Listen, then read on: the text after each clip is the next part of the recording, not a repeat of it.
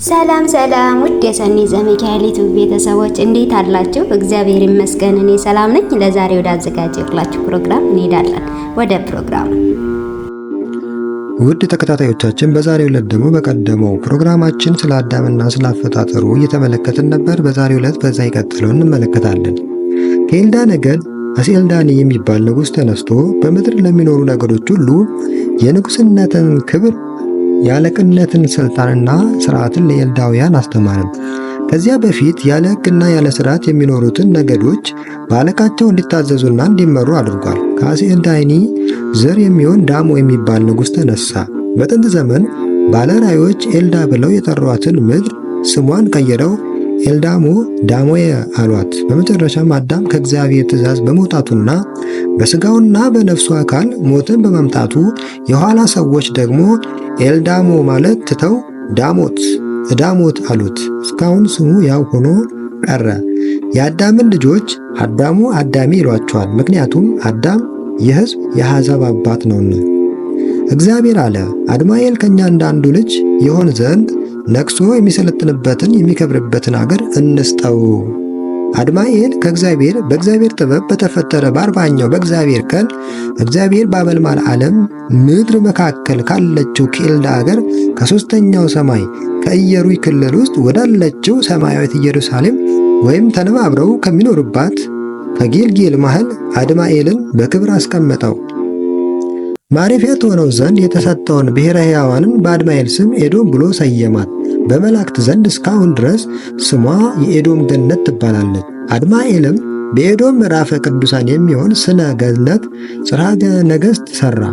አድማኤልም ከእግዚአብሔር ዘንድ በእግዚአብሔር ቃል ከተነገረው ትእዛዝና ሕግ እስከሚተላለፍ በኃጢአት ስር እስከሚወድቅና ወደ ምድር ፋይዳ እስከሚወርድ ድረስ በኤዶም ገነት መኖሪያውን አድርጎ የፈጠረውንና በአመልማል ዓለም ምድር ላይ ያነገሰውን በእንስሳትና በአራዊት በአዕዋፍና በዓሣዎች ላይ አለቃ ሆኖ ክልኤቱ አእላፍ ወአምስቱ ምዕት 56 እልፍ ማለት በአማርኛ አቆጣጠር 2,556,000 ዓመታት ሕይወት ተቀምጧል። እግዚአብሔር ከምድር አፈር ያበጀውን የአድማኤልን ሥጋ አካሉን ባሕሪ መሬታውያን ከሆኑት ከእንስሳትና ከአራዊት ከአዕዋፍትና ከንስሮች በምድር ከሚሳቡና በባሕር ከሚንሳፈፉ ፍጥረት ባሕሪ ጋር እንዲጋራ ሲል በሥጋው ላይ ከሌላ አካል የሚቀዳና የሚቀበል ጠባይ አደረገለት። ነገር ግን እርሱ መሬታዊ ቢሆን በመንፈሳዊ አካሉ ነፍስ እንደ መላእክት ሰማያዊ ጠባይ እንዲኖረው አደረገ። አድማኤልም ሕያው ነፍስና ደማዊ ነፍስ ላለው ሁሉ ስም በሱባ ቋንቋ አወጣላቸው፣ በየስማቸው ጠራቸው። ስማቸውም አድማኤል እንደሰየመላቸው ሆነ። ሱባ ማለት በግዕዝ ሰብ፣ በአማርኛ ሰው ማለት ነው። እግዚአብሔር ለአድማኤል በኢዮር ክልል ውስጥ በአመልማለ ምድር ዓለም ላይ በሚኖሩት ፍጥረት ላይ ይሰለጥንባቸውና ይገዛቸው ዘንድ ሥልጣን ሰጥቶ በምድር ዓለም ሰራዊት ላይ አነገሰው። በምድር በላይና በሰማይ በታች የፈለገውን እንዲበላና እንዲጠጣ በተፈጥሮ ባሕሪ ጋር የበላውንና የጠጣው እንዲስማማውንና እንዲጋራው አደረገለት። ነገር ግን በእግዚአብሔር ጥበብ እጅ እንደተፈጠረና ፍጡር መሆኑን እንዲያውቅ እንደ ሳጥናኤል ትዕቢተኛ ሐሰተኛ እንዳይሆን ሲል እግዚአብሔር አምላክም ሰውን እንዲህ ብሎ አዘዘው፣ ከገነት ዛፎች ሁሉ ትበላለህ፣ ነገር ግን መልካምንና ክፉን ከሚያስታውቀው ዛፍ አትብላ፣ ከእርሱ በበላህ ቀን ሞትን ትሞታለህ ብሎ ዘፍጥረት ምዕራፍ 2 ቁጥር 16 ላይ ተናገረ። እንዲህም ሆነ። አድማኤል እግዚአብሔር እያመሰገነ በኤዶም ገነት ሲኖር ሳለ ከዕለታት አንድ ቀን ከኤዶም ምድር ወደ ተፈጠረበት ሐመልማል ምድር ስም ያወጣላቸው እንስሳትና አራዊትን አዕዋፍትንም ለማየት ወረደ።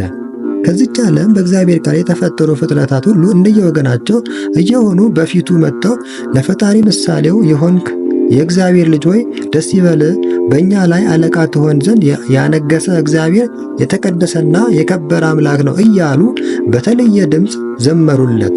የሐመልማል ምድር ንጉሥ ነህ ብለው ሰገዱለት። አድማኤልም በምድር ባሉ ፍጥረታት ስለተደረገለት ክብር በጣም ደስ አለው።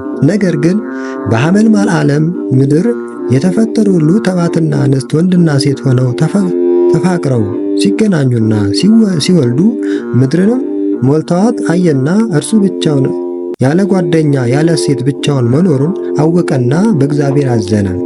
እግዚአብሔርንም አለ፣ እኔ በአንተ መልክ ተፈጥሬ በምሳሌው በምድር ላይ ባሉት ፍጥረት እንስሳትንና አራዊትን በሚንቀሳቀሱት ሁሉ በሚኖሩትና በሚንሳፈፉት ሁሉ ላይ ንጉሥ ሆኜ ከምገዛቸውና ከምሰለጥንባቸው ይልቅ ከእነሱ እንዳንዶቹ እንደ እንስሳና እንደ አውሬ ሆኜ ተፈጥሬ ብሆን ኑሮ መልካም ነበር። ወይም ከኔ ጎን የምትሆን ሴት ብትፈጥርልኝ ለእኔ ይሻለኛል፣ እኔም ለዘላለም በእሷ ደስ ይለኛል ብሎ እግዚአብሔርን አማረረ። እግዚአብሔርም የአዳምን ፍላጎት ተስፋ ተመልክቶ እግዚአብሔር በአድማኤል ላይ ከባድ እንቅልፍ ጣለበት። አንቀላፋም። ከአፈር ያበጀው የሥጋውን አካል ወንድና ሴት አድርጎ ከሁለት ከፈለው። የከፈለበትንም ጎን በሥጋው ሰጋው። ዘርንም የሚዘራበት የወንድነቱን መለያ ከሥጋው ስቦ አበጀለት።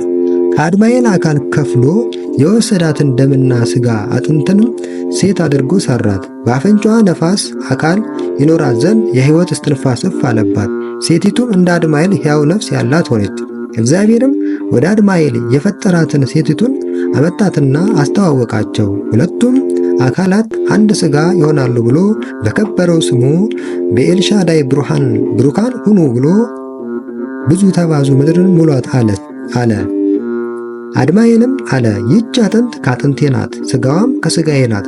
ደሟም ከወንድ ተገኝታለችና ሴት ትባል። እኔ ከምድር አፈር እንደተገኘው ሁሉ እንዲሁ እርሷም ከኔ ጎን ተገኝታለችና ረዳት ትሆን አለ። የመጀመሪያው የሰው ዘር መነሻ አድማኤል በኤልዳ ምድር አፈር ተበጀ። ሴቲቱ ግን አድማኤል በኤዶም ገነት ሳለ ከሥጋው አካል ተከፍላ በመልኩ በእግዚአብሔር ተፈጠረች እንጂ እንደ ወንዱ የሥጋ አካል ከምድር አፈር አልተሰራችም። መሬታውያን ለምንሆን መሬት የነፍስ በምድር ላለን ምድር የሥጋ አፈር የመንፈስ ምሳሌ ናቸው። ለሰው ልጅ ነፍስ ርስቱ ሆኖ መሬታዊ ሲባል ይኖራል። የሥጋ አካሉ የተገኘበት ምድር ይታረሳል።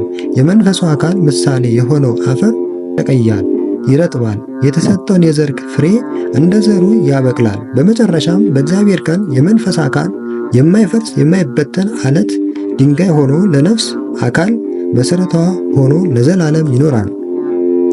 ሰውም በእግዚአብሔር ሕያው ነፍስ ያለው ሆነ የተባለው ቃል በዚህ ተፈጸመ። የሰኒ ዘሚካኤል ዩቲዩብ ቤተሰቦች በሌላ ፕሮግራም እስከምንገናኝ ድረስ ሰላም ቆዩልኝ።